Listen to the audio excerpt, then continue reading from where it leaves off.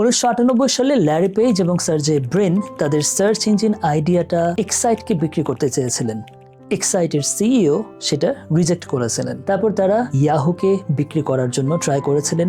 ইয়াহুও তখন সেটা নেয় নাই। বিক্রি হলে গুগল হয়তো কখনো তৈরি হতো না। কিন্তু গল্পের আরেকটা দিক হলো ল্যারি পেজ এবং ব্রেন একটা মুহূর্ত আর দেরি করেননি।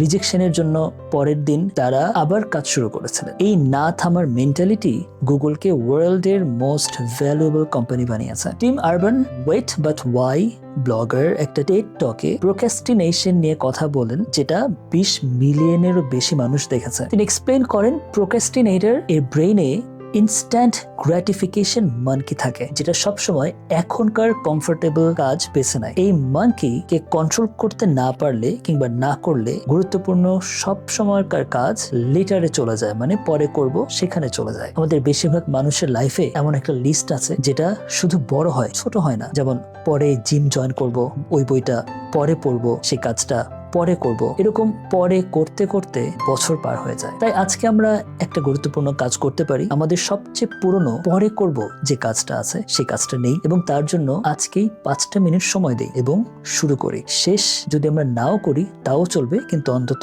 শুরু যেন করি। আজকে এই পর্যন্তই। যদি ভিডিওটা ভালো লাগে লাইক দিয়ে রাখেন এবং কমেন্ট করেন। পরবর্তীতে দেখা হবে নতুন কোনো ভিডিওতে। সে পর্যন্ত ভালো থাকুন, সুস্থ থাকুন। আসসালামু আলাইকুম।